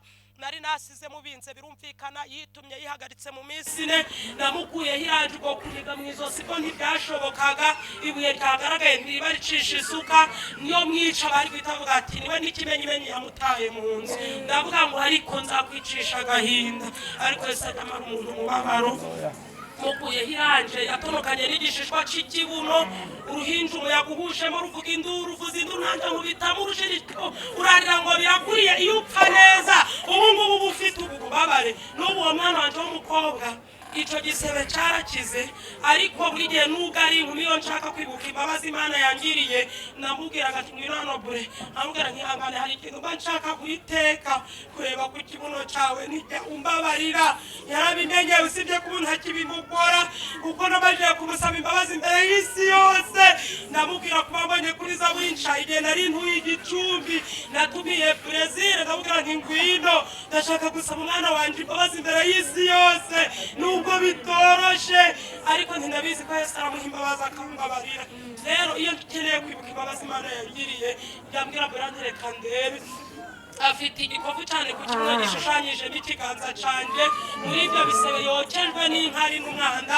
namusize nakubisemo urushi ruricapa iyo ngize ikintu kintera gutambika ibirenge ijwi rirampamagara ngo Beni unsubije ku musaraba ibyo wakoreye abantu ugakorera abantu bakuru nuko ngo genda urebe ku kibuno ubu rero nabaye mu gihe cya wa muntu umwami yakijije amavunja n'inda n'inzara ngo nuko izo nzara zashokoye umwami yamuciye akamukiza n'amavunja yamuhanduye ngo uwo mutindi ntiyabijugunya ahubwo akajya ahora bihishe hano mu ikoti ni umugani papa wacu yaduciraga ngo igihe cyose bari kubyinira umwami we akaba yiherereye ari kurunguruka za nzara n'amavunja n'indi umwami yamukije ngo yarabipfunyitse kwibagirwa Yesu yagukuye biragatsindwa nanjye rero sinjya mbyibagirwa ngo abantu baramurega baravuga bati abandi bari kukubyinira runaka aho bari kurunguruka mu kwaha atafite amafinda gukora batugomba kumwicana bakakubwira ibyaba arimo bamubambiye bamusongoreye igisuti yegera umwami aravuga ati burya ntabwo ndi kukugutekeneka nangwa kukugambanira ati zanzara zari zarashokoye kuri nje nazanda ati dore nabihishe umu ati dore ndi barapfundura ati burya iyo bakubyinira bavuga ineza yawe nanjye ndeba ukibuka ko ineza wangiriye nanjye ibyo Yesu yangiriye biri ku mutima kandi Yesu nampakurama kugeza igihe nzabera imvi nzabwira n'abakecuru b'igihe ngeze mu butwari Imana yacigira Imana nibampera umugisha umwana wanje yarakuze ariho yakuze atakunda igitsina gore niho hano nsojereje tugasenga umuntu w'igitsina gore wese iyo wabaga wambaye ipataro wenda umujijisha kuko hari uruhinja ruteye imbabazi ukareka intoki utikure mbere yawe ngwino nguterure yahitaga amaboko yashira inyuma gutya ariko kugira ngo umuterure waramuteruraga wambaye nk'ipataro nyine hari abagore n'abakobwa bambaye ipataro agahita gukora ku mabere yakumva ufite amabere akagira gutya guhera afite amezi 11 ati pu hasi katsi raya indaya nyakatsi niwe wabizanye bya bindi mwajyaga mvuga ngo ngo nguri nyakatsi noneho we yajyaga yumva abantu bavuga ngo sha ngo nyoko ni indani na nyakatsi noneho umugore wese yamwemeraga yarazi ngo ni indaya nka nyina ubugome namukoreye yarabwibukaga reka Mani shimwe ko uyu munsi asigasengera abagore n'abakobwa kandi hari igihe yagezemo ari uruhinja atemera igitsina gore umuteruye wese ati puraya katsi umuteruye puraya katsi noneho ngahora avuga ariko se ibi bintu bizavoma umwana gute ntamagara Samu ni Samu ko bureya buri gihe umuntu amuteruye ankoze isoni akamutuka ngo ni ndani na nyakatsi niwe wabimwigishije ngo ariko mama nawe ngo ariko mama ubuzi ko bureya azubwenge kandi ntugazubwenge ati wowe uri kuvuga ngo ngiye umuntu amuteruye ngo gukoze isoni atazari gukoza nyine ati se none ubundi suri ndaya suri na nyakatsi ati wowe uri ndaya na nyakatsi burya nawe bari kugutuka umugabo igitsina gabo waramwirirwa na umunsi ukira ndashima Yesu wahaye umwana wanje urukundo ku bagore n'abakobwa ndashima Yesu wabeshejeho pureya nje wamubye ntarashakaga kwabaho namera Yesu icubahiro tujya gusengera uburwayi ariko tutarasengera uburwayi nje uyu mureba reka bivuge mu minota umwe nangumwe n'igice njyewe Yesu yanyijije ibintu byinshi ntarakizwa nari umurozi usingira abakobwa iwabo nzabivuga n'ingaruka nkoresheje amaraso y'agasimba bita gasamunyiga nkagahiga amaraso yako nkayagusiga waba utaritonze amaraso ya Yesu nkagutunga amaraso y'agasamunyiga nzi kuroga umukozi n'umukoresha ntibabanigishe nzi kuroga diporome ukadepoza ukabura akazi nzi kuroga abana nabakoraga mu mutwe nkabatwara ubwenge umwana yabaguhamera akabuha nyuma nzi kuroga imirima kutera nageraga mu murima w'ibirayi nkawutonga amagambo wari kweza imifuka 10 ntiweze n'ibiro 50 ndi umurozi uko gukora mu gihuriro cy'ibishimbo wari kugosora imifuka 10 ukagosora imifuka wenda wari kugosora imifuka 2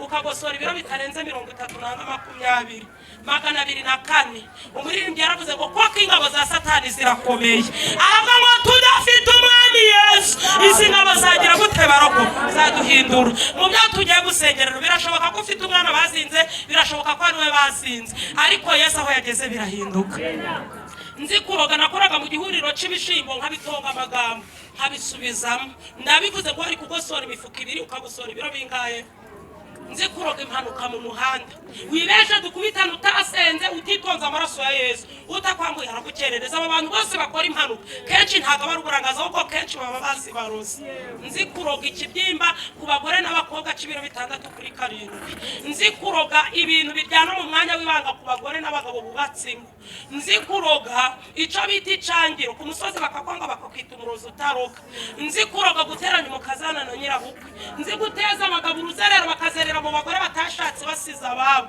nabivugaga mu magambo matonga abo bikunze nk'abasiga n'imiti uyu munsi ndashima Yesu ko nje warogaga abantu kudashaka no kuryana ari nje uri kubasengera bagatabara namfasha tugaha Yesu icubahiro ibi bintu sigipinda Yesu ajya akorera muri njewe kuko wababariwe byinshi akunda cyane iyo umuntu ari muri Kristo Yesu aba ari cyane mwegisha ibyakera biba bishize nzi kuroga ibihatu kandagira musikirenge ukagera harimo amawe n'ibintu byaka nk'umuriro mu maguru nzi kuroga mu mavi ico bitagudi barabyitiranyije nzi kuroga indwara y'igifu nzi kuzirika akadodo k'umwambaro wawe nakwibye ntumye ihembe nkakazirika ku gati nagaca kabiri umugongo wawe ugacika nzi kuroga ico bita imyangaro ku bakobwa nzi kuroga ico bita uruzerero ku bahungu n'abakobwa nkoresheje icyatsi bita irebe agitonga amagambo 12 nkakikugaburira uko irebe rizerera mu mazi aho ryiriwe ntabariho rirara ukazazerera ubuzima bwawe bwose ariko password ni ugusenga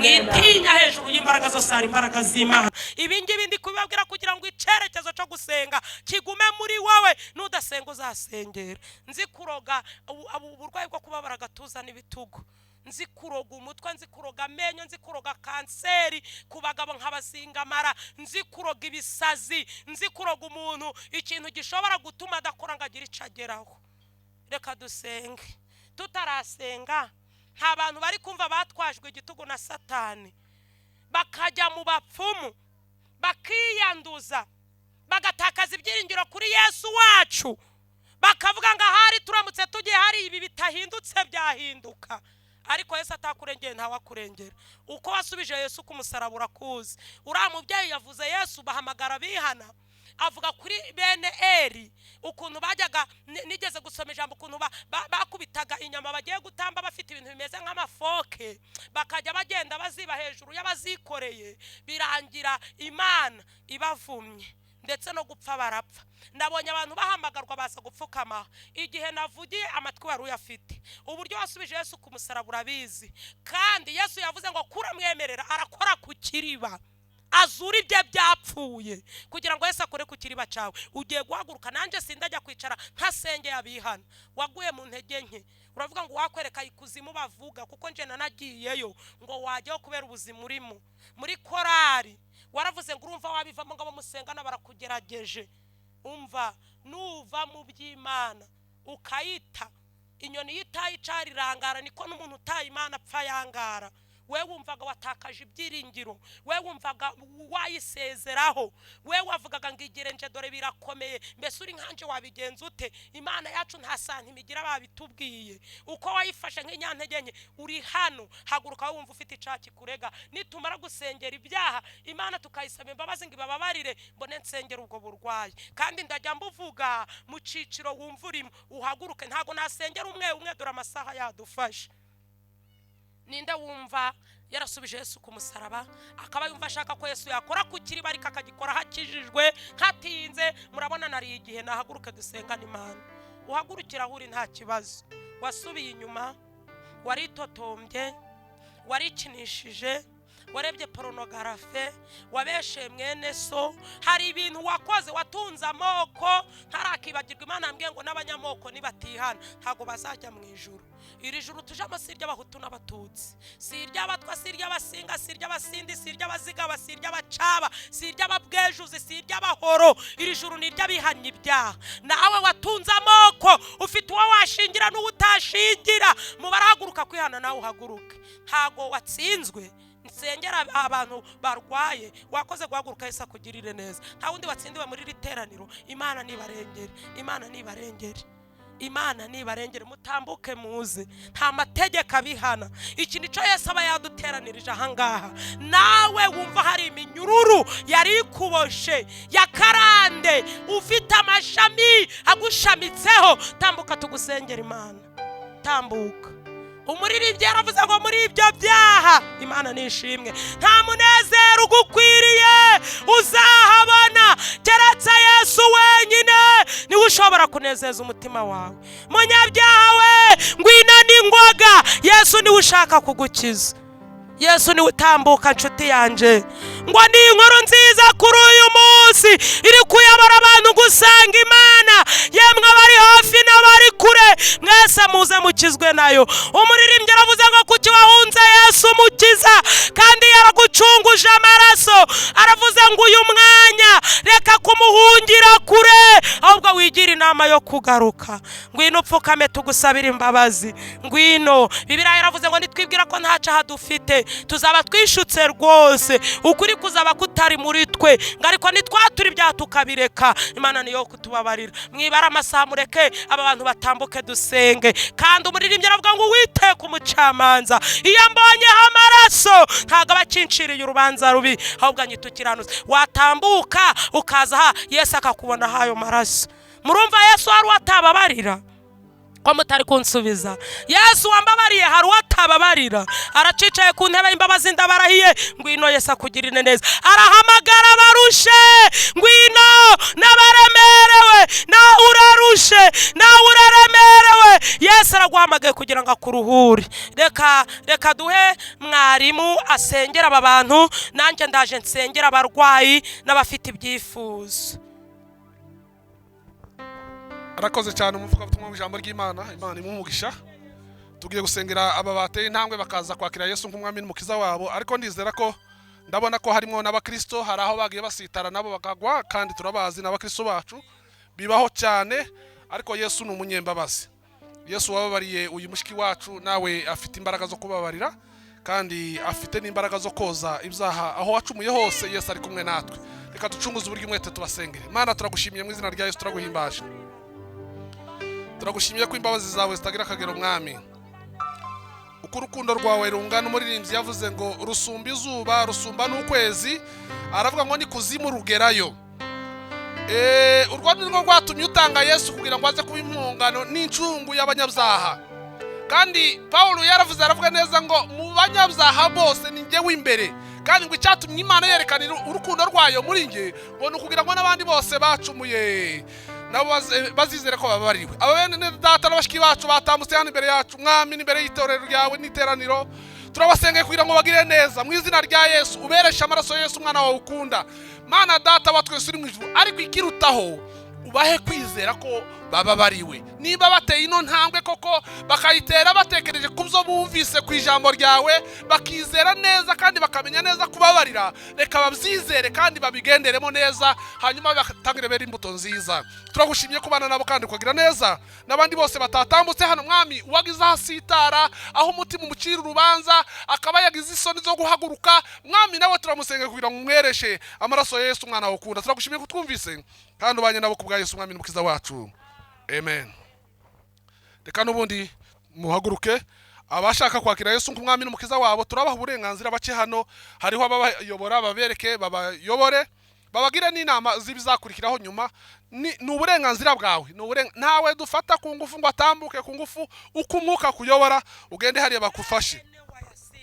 tugiye gusengera abantu bafite uburwayi n'abafite ibyifuzo bitandukanye.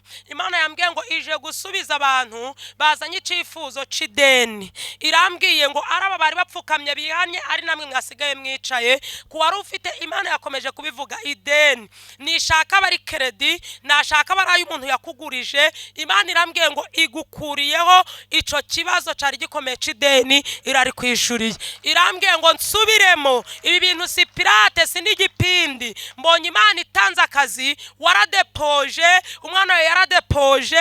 Mbese umuntu uri hano wadepoje akabura akazi, data twese arambwiye ngo atanze akazi yakakiye akazi mwakira akazi. Imana irambwiye ngo mbwire umuntu ufite urubanza, irambwiye ngo ikuburaniye urubanza kandi iragutsindishirije. Irambwiye ngo mbwire umuntu ufite ubufunzwe, nashaka abe yararenganye nanga yarazize ukuri. Data twese arambwiye ngo n'imiryango yagereza kubwo gusenga k'uyu munsi arayikinguye. Uyu muntu we wari ufunzwe, Imana irambwiye ngo ukimubona uzibuke gushima ari kuwa kane no ku cyumweru uzashime, uzandike ushime kuko mbonye byari bikomeye, ariko Imana imukuye muri gereza. Irambwiye ngo nimbwire wapfukama ahuri, waza ugapfukama hano nibiba ngombwa ko tuhakwira, ariko nahuri wumve ko icyifuzo cya Imana yacumvishe. Numvishe umuntu mu matwi yanje umaze igihe mbese abuze visa inshuro zigera muri enye, umwanya we bakawugura ariko we ntago abizi. Data twese arambwiye ngo ni ukwiga, undi azaba agiye mu kazi. Imana itangiye visa muri iri teraniro, numara kurya ugahaga ntuzibagirwe. Data twese arambwiye ngo cari igisuzuguriro akigukuyeho. Irambwiye ngo abafite ingo zisenyutse ntangaze ko izubatse, kandi bwira umuntu ufite umwana wamunaniye barimo benshi. Imana ngo itanze agakiza, kandi uko nguko ndi kuvuga Imana aba bana ngo nabo bazavuga ubutumwa. Wakire gutabarwa, wowe umugabo yaguye agasubira inyuma akaba umusinzi, mbese ukumva birakomeye. Imana irambwiye ngo iramugaruye kandi mugaruranye ubuhamya. Mwakire gutabarwa. Data twese arambwiye ngo abantu bafite abana babuze ubwenge, Imana itanze ubwenge ku bana abakuru n'abatoya. Abari badafite ubwenge Data twese arabutanze. Irambwiye ngo mbwira umuntu ufite ikibazo cy'umutima n'ubu ngubu wahoze wumva bikomeye, yari irambwiye ngo uwo mutima iwusubije mu gitereko kandi iragukijije. we wari ufite ikibazo cy'umuvuduko, Imana irambwiye ngo byari bizamutse kuri operation ndende, ariko irambwiye ngo ibimanuye hasi kubera ko ifite imbaraga. Umuntu ufite ikibazo hano cyo gucuruza ntiyunguke, warwaye inyatsi ku rwego ibyo ugerageje gukora byose ubona byanga bica mu myanya y'intoki, urahari ngo wumve uko Imana ivuganye nawe. Data twese arambwiye ngo agukarabije inyatsi, kandi ibyo utakoraga ngo bigende bigiye kugenda. Ndetse nawe usengeye umuntu igihe kirekire wabonye yarafatika, uyu munsi bye byarayoyotse ugira ishaka, uravuga ngo nzamusengera. Imana irambwiye ngo we wavuze ngo uzasengera uwo muntu akiri inyatsi, imukijije inyatsi. Umubwire ngo Imana yavuze ngo isize iherezo ku mbaraga z'abarozi. Tugiye gusenga umuntu ufite ikibazo cy'uburwayi, ayo maguru ukandagira ukababara, ayo mavi, wowe ubabara agatuza n'ibitugu, wowe urwaye igifu, wowe urwaye umugongo, wowe uribwa mu nda, uri igitsina gabo hano cyane ukumva harimo ibintu bikurya, ukumva ni nk'inzoka ariko bikagera ku rwego mva bikata nk'amara, nawe upfukama ahuri nanga wicare. Numvisha Imana imbwira ngo ikuyeho kanseri ku bagore n'abakobwa, ikuye kanseri ku bagabo. Mbese mbonye hari intuza akantu gafasha igifu gusya, ngo mbonye gasa nakitsindagiyemo amabuye. Abagabo benshi baragiye guhura n'icorezo cyo kubagwa, iyo rirambwiye ngo irabatabaye. Tugiye gusengera umuntu wagumiwe wumva akeneye ngo Imana imukorere ubukwe, yabirema n'uyu mwaka, uyu mwaka nawe ugakora ubukwe. Data twese arambwiye ngo n'abantu bakeneye kwiga bagakomeza, ibahaye gukomeza amashuri yawe. Ndumva Imana imbwiye ngo muno harimo umuntu ufite uwe wasaze, ikuye ibisazi kuri uyu muntu. Ibi bisazi nimba yirukaga kanatoragura amashashi, iyo rirambwiye ngo ni ukuri nawe azahagarara hano ashime, n'abantu bamuzi bazabona ukuboko kw'Imana. Tugiye gusenga. Wowe urwaye umutwe, wowe urwaye amaso, wowe ubabara agatuza nari mbivuze, wowe ufite ikibazo c'injereri zivuga mu matwi n'amatwi akurya, tugiye kwirukana ubumuga bwo kutumva, tugiye kwirukana ubuhumyi, tugiye kwirukana kanseri, tugiye kwirukana ubugumba. Numvisha Imana imbwira ngo umuntu utabyara uri muri iri teraniro iri joro imuhaye gusama. kandi irambwiye ngo kindi iki gihe ahetse uruhinja kuko arivuganye nawe. Amabere yawe agiye konsa, ibibero byawe bigiye gukikira, umugongo wawe ugiye guheka, akanwa kawe kagiye kuvuga ishimwe. Hari ibyo abantu bazanye nk'ibyifuzo batabashije kumva Imana ivuga. Irambwiye ngo nibyo itavuzeho ije kubikora. Uri Imana ifite ubutwari, uri Imana ifite ubushobozi, uri Imana yivuga abagabo bagaceceka, uri rudatetereza bakwisunze, uri intwari mu ntambara. Iyo urambuye ukuboko kwawe ntawe uguhina, iyo ukinze ntawe ukingura, nta muntu uhanye nawe, niyo ukinguye ntawe ukinga. Waravuze ngo nidusaba tuzahabwa, uravuga ngo nidushaka tuzabona, nidukomanga ku rugi tuzakingurirwa. Abaja n'abagaragu bawe barapfukamye, bari hano baruhijwe n'uburwayi. Nsengeye abagore batwite, mpamagaye impinza nzima. Nsengeye ababuze urubyaro, mpamagaye urubyaro. Nsengeye abashomeri, mpamagaye akazi. Nsengeye abafite amadeni kugira ngo ubishurire. Nsengeye abakobwa bagumiwe kugira ngo bashake. Nsengeye abafite imanza kugira ngo batsindishirize. Nsengeye abafunzwe kugira ubakure muri gereza. Ndasenze abakeneye visa, abakeneye akazi, abakeneye amahoro. Tapesi miniwa, Imana ibohora, Imana ikiza. Mpamagaye ikiganza cyawe, cya kindi wakojeje kuri nyirabukwa Petero arwaye ubuganga agakira. Iki kiganza nikibakoreho. Mpamagaye farumasi yo mu ijuru, irimo urushinge rutaryana, irimo ikinini kidasharira, kugira ngo yururikire kubavura. Ntagaraho gupfira, ahubwo naho gukirira. Nimba warankijije sida, uburwayi ntibwakunanira, aya madeni ntiwayananirwa, izi ntambara ntiwazinanirwa. Aho wageze birahinduka. Urakoze kubw'ubwenge utanze, urakoze kubw'ingo wubatse, urakoze kubw'amaguru ukijije, urakoze kubw'agatuza n'igifu, urakoze kubw'umugongo n'umutwe, urakoze kubw'amenyo n'amaso, urakoze kukuba bahoye, urakoze kubw'inyatsi ukarabije. Icubahiro ni icyawe, icubahiro ni icyawe Mana. Aba barwaye indwara yo kwishima, aba barwaye indwara yo gusinzira, aba barwaye indwara yo kubura ibitotsi, aba barwaye indwara yo kuva, imbaraga zawe nizibohore. Zibohora abagabo, zibohora abagore, zibohora abasore, zibohora abakobwa, zibohora abakecuru, zibohora abasaza, zibohora abana bato, zibohora abagore batwite. Hano kuri uyu musozi, hano Shajem, imbaraga zawe zikore. Hano Igikondo, ineza yawe igaragare. Urakoze Mana kuko wumva gusenga, kuko wumva kwinginga. Wari wambwiye ngo ninsenga imirimo n'ibitangaza birakoreka. Urakoze kakanwa kabo kazagarara kagushima. Bapfuye ibituro baryamye ntibyagushima, ariko bakijije bagushima. Baryamye kwa muganga, ibitanda baryamyeho ntibyagushima, ariko bakijije bagushima. Urakoze, ntabwo tugutotesheje amagambo, ahubwo turagira ngo icyo wavuze ugikore. Kubwa twese, kubw'imirimo ukoze, tugukomeye amashi, tukuvugirije impundu. Icubahiro ni icyawe mu izina rya Yesu Kristo, amen. Mwakire gukira. Imana irambwiye ngo ikijije abana guhera ku myaka 10 kumanura kugeza ku wavutse. Mbonye